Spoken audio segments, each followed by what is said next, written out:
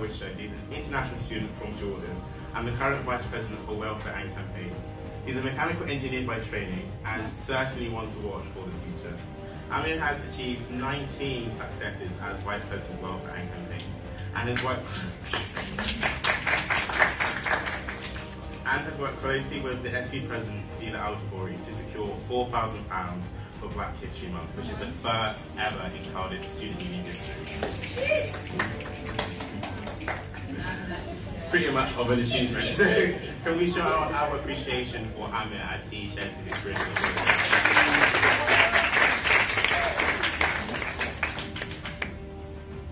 Okay, it's going to be difficult to talk what Natasha has said and the way she articulated the way she spoke, but I want to share another side of the story.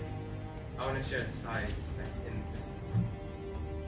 2015, September, young, fresh out of high school, from Jordan, coming to the UK, full of hopes and dreams, very excited to come to the UK, which was portrayed as this multicultural, inclusive, diverse place, all of that, yeah. I had 3 years of my engineering degree, focusing on myself, focusing on my degree, avoiding trouble.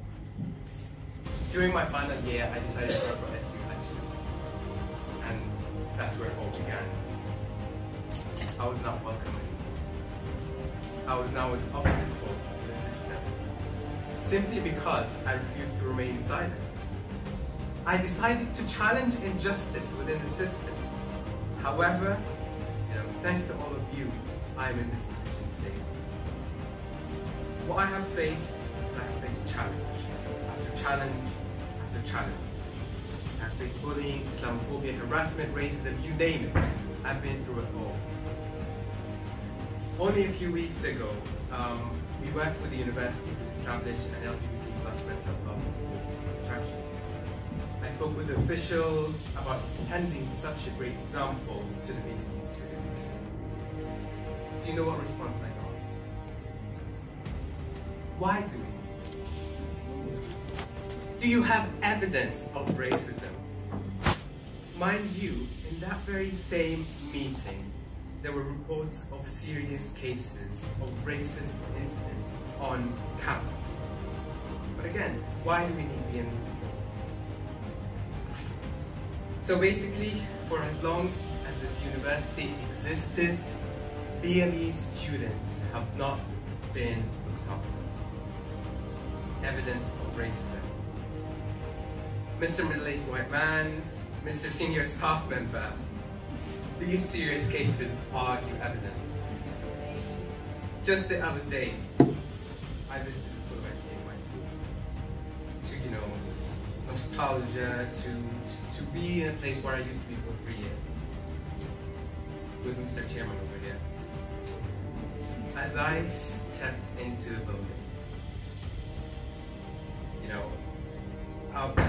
out of that, there was immediate difficult interaction. When we just questioned the hostility, we were asked, why are you being loud? Let's take this outside.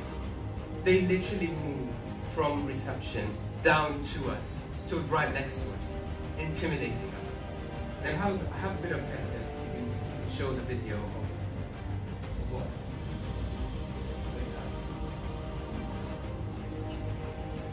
As you can see, I'm behind the bar. They literally walked out there and stood next to me and they told us to take this outside. They told us to call phone security. You can't enter the building. I'm going to report this. I'm going to do this, and I'm going to do that. Why? Because I questioned the injustice. Mind you, behind us, students are walking in and out, in and out. The other half that are walking in and out. Evidence of racism. You tell me, people in charge of safeguarding, you need evidence for racism. Safeguarding people that are supposed to be protecting us. One of them even, I can't imagine I'm saying this, but one of them even, when I questioned, I said, do you really need evidence of racism in the UK, in higher institutions? Do you need that? And the response I got was, I suspended 32 students for incidents of racism. a tone that's like, I should be grateful. 32 students suspended, and 32 students allowed to come back on the course. Meanwhile, those affected like Natasha have been forever damaged, tattooed in her being, like she said. We should be grateful. But we have to understand, as BME students, there is no justice for us. You know, 19 objectives, achievements, wanting to empower a student community, wanting to fight for justice. I decided to run for presidency. I became a target. I've been discriminated against, disrespected, accused of doing things I have never done. Posters being ripped down, the only posters being ripped down in the Students' Union building. And guess what? Nothing was done about it. Our achievements were taken away from us. 19 things that I have been a part of, I have tried to implement, I have tried to do, and they have been achieved. I'm not part of them anymore. Just a simple example, banning letting agency fees. We have got a commitment from the First Minister. He came down to the Students' Union and told us in person he will abolish agency fees by September 2019. What was the response? Previous people have been working towards it. You haven't done it. Why? Because I'm not white and I decided to challenge the system. Because I'm Muslim, I fit into the stereotype. I fit into the narrative that people would want to portray. That I'm a liar, I'm lazy, I'm an underachiever, I cannot do anything. This is the type of thing that I've been accused of bringing votes. I should be disqualified. I'm taking credit for things that I have not done. Mind you, these are the things that I have actively lobbied for. I have actively tried to achieve. 19 objectives, I tell you. No other officer has got this. No other welfare officer secured funding for Black History Month. No other officer secured £2,000 of funding for Santander, for EDI matters. I am not bragging, I am telling you I've done things that are unprecedented, but this is what I get. Because I am not white and I decided to challenge the system. Do anything positive, it's irrelevant. Do anything unprecedented, it is irrelevant because you are Muslim and you fit in the stereotype, and there are people who are feeding that narrative all the time. There are people who do not want you to be what you are because you are not white and you decide to challenge the system. Next slide. Currently, I'm under investigation. Why am I under investigation? Because someone decided to go on my wall and find comments that I have not made in a language that they do not even understand. I have been making hate crime, while at the same time in my term of office, LGBT students had an entire strategy implemented for their support. Ask LGBT students what happened during my term before you try and accuse me of a homophobe. I had messages from the media asking me to condemn comments that I have not seen, comments that have not been made by people that I know. This is what they have posted on public pages. They want me out of office because they don't want me to achieve the things that I achieve. Because I'm an international student. Because I have made things possible. I have gave a platform for people to speak about justice, but this is not right for them. What's right is for you to be in the system and to not challenge it, to comply. We do not want to comply. We have been through these things and it's time for us to speak out. I am under investigation where others are not. I'm under investigation. Well, I'm the one being targeted, I'm the one being abused, I'm the one being harassed, cyberbullying. It even went to my family back in Jordan. You go hit someone's family because you want to undermine their integrity, you want to assassinate their character. Why? Because I am not white and I decided to challenge the system. Currently, I cannot work in my office. If you go to the next slide, this is what I find on my list. Liar written in capital letters, because that is the stereotype. for people like me. I am not protected in an environment where I should be safe. I am not protected by the people who should protect me. Mind you, there are 7 elected sabbatical officers in that office. I raised this. I told them, this is harassment in the workplace. What was the response? We don't have CCTV. We don't know the culprits. We can't do anything about it. Where's the media when this is happening? Where's the reporting when this is happening? But no, I am taking credit. That's what needs to be reported.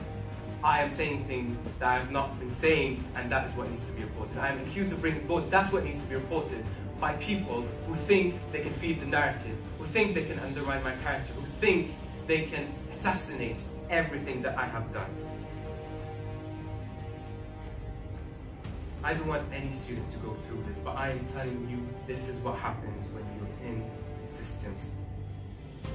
I broke student behavior because of things I have not seen, and yet there is nothing being done about people unbeknownst to me. These are comments that have been set up online. This is one of many. I tell you, this is one of many. I spoke to the NUS national officer, who's aware of all the students' unions that she's across the UK. She told me this is the worst case of Islamophobia in an institution that she has ever seen. I am accused of being a homophobe. My family is being accused of being homophobic. Why are these comments being made?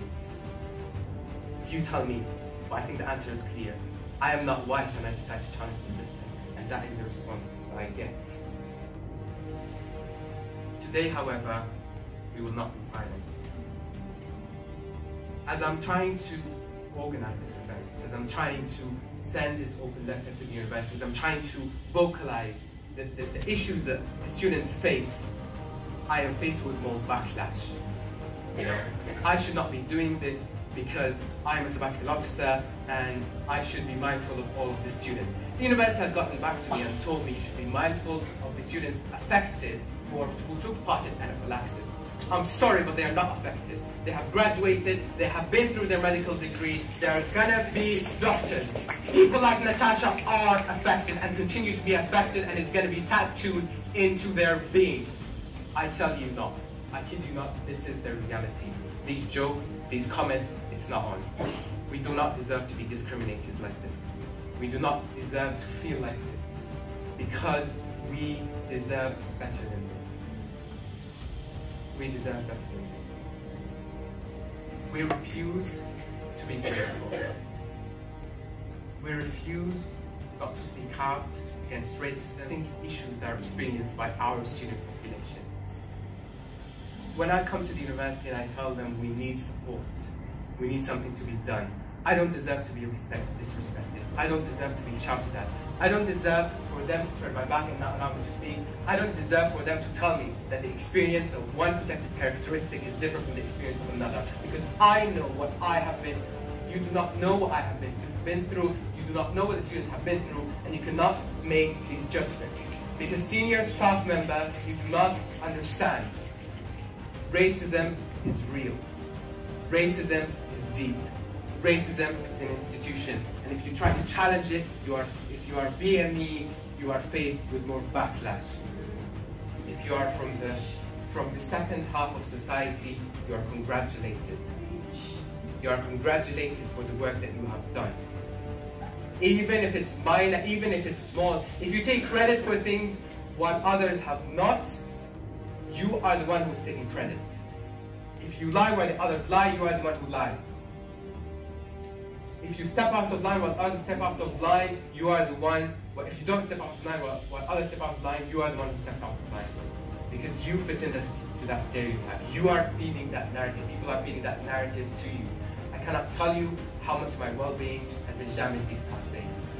But I have to stand strong. Because if I'm not going to stand, if I am the only person in the system, if I am the only person advocating for black and minority ethnic students, if I am the only person who's telling the university how it is, telling the university how it's real, telling that the system needs to be challenged, change needs to be made, because we deserve better treatment. We pay here. We are not grateful. We deserve to be treated with dignity. Am I the one breaking student behavior regulations? Am I the one who's not treating other people with dignity? Look at the work that I have done. Look at the students that I have tried to represent. But why? I'm not white and I decide to challenge the system. I can go on and on and on about the things that I have been through. I can go on about comments like this. I can go on about experiences that I have had with members of staff at the university, with things that have happened within the union, with the whole thing. But I tell you this, the system needs change. And when I tell you it's institutionally racist, that's the reality. Don't take it as an offense. Take it as someone that is pointing out things for you. Take it as someone that is trying to watch out for the students, for you, and trying to make the world as a better place. I'm not trying to discredit you, to damage you, but this is the reality. Institutional racism exists, that when you're BME, you're gonna be faced with more obstacles, more backlash, more stereotyping, the whole package, just because of who you are, of the way you look, the way that, even the religion that you follow, you are gonna be that stereotype. And you will have harder things to go up the ladder. You're sitting in the University Council chamber where all the principals of the past Vice Chancellor of the university are middle-aged white male men. You know, that tells you something. When we try, that's why we don't have representation. You tell us you don't have representation because when we try to have representation, we are faced with this. You know, when we do things that are unprecedented, they'll be like, oh, you're challenging your system, you're damaging us, you're damaging our reputation.